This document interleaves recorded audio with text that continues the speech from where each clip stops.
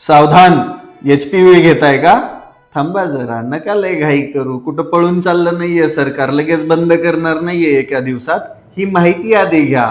याच्या आधी 3 व्हिडिओ बनवले, त्याच्यामध्ये इन डिटेल तुम्हाला माहिती सांगितली. मग माझा फक्त एक सरकारला प्रश्न आहे, HPV वॅक्सिन बद्दल अमेरिकेमध्ये, युरोपमध्ये एवढे प्रश्नचिन्ह उपस्थित असताना, तिथले हेल्थ सेक्रेटरी सांगत असताना की ही डेंजरस आहे, मग तुम्ही त्या आदमखोर बिल गेट सोबत मिळून, त्याच्या गावी फाउंडेशन सोबत मिळून ही लस देण्याचा घाट का घातलाय?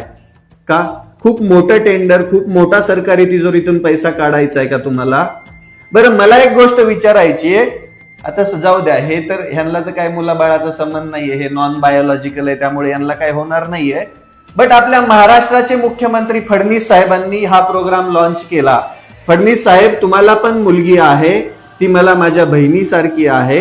पण माझा तुम्हाला एकच सिंपल प्रश्न आहे की तुम्ही हे लसीकरण चालू केलं, तुम्ही एखाद्या कॉलेजमध्ये जाणार, शाळेमध्ये जाणार, तिथल्या एका छोट्या मुलीला ती लस देणार, मग तुम्ही सुरुवात तुमच्या मुलीपासून का केली नाही?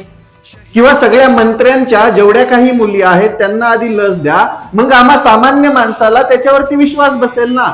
तुम्ही एखादं कॅम्पेन सुरू करत असताना तुमच्या घरापासून त्याची सुरुवात का करत नाहीत? ही लस मुळातच जी टेस्टिंग व्हायला पाहिजे, ज्या मानकानुसार टेस्टिंग व्हायला पाहिजे होती, ती झालेलीच नाहीये. मग सामान्यांच्या जीवाशी खेळण्याचा तुम्हाला अधिकार कोणी दिलाय?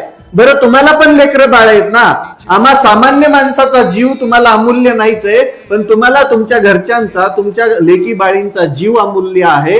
मग तुम्ही या कॅम्पेनची सुरुवात तिथून केली तर आम्ही समजून जाऊ की या लसीमध्ये काहीच प्रॉब्लेम नाहीये. मग एक काम करा फडणवीस साहेब, की ही लस तुमच्या मुलीला देताना एक प्रॉपर व्हिडिओ बनवा, नाहीतर मोकळं इंजेक्शन देताना. मग एक काम करा फडणवीस साहेब, तुम्ही या लसीकरणाची सुरुवात तुम्ही तुमच्या घरापासून करा. मग आम्हाला सामान्य जनतेला या लसीवरती विश्वास बसेल. हा राजकारणाचा मुद्दाच नाहीये, हा जनतेच्या आरोग्याचा मुद्दा आहे. आणि जनतेला अर्धवट माहिती देऊन तुमच्या हट्टापायी जर काहीतरी टोचून देत असाल तर याद राखा, मागच्या कोरोना लसीमध्ये पण लोकांची जिंदग्या उद्ध्वस्त झाल्यात, तशाच जिंदग्या उद्ध्वस्त करण्याचं काम करू नका.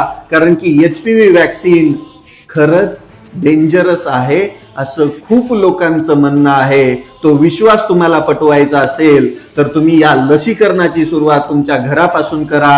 आणि जो अंधभक्त म्हणतोय ना हे चांगलं आहे वगैरे वगैरे, एक भावड्या काय कर, माझा व्हिडिओ कोणाला तरी दाखव आधीच्या अनालिसिसचा तुझ्या घरच्यांना, आणि त्यानंतर त्यांना लसीकरणाला घेऊन जा. ते तुझ्या थोबाडीत एक मारतील. दाखलावर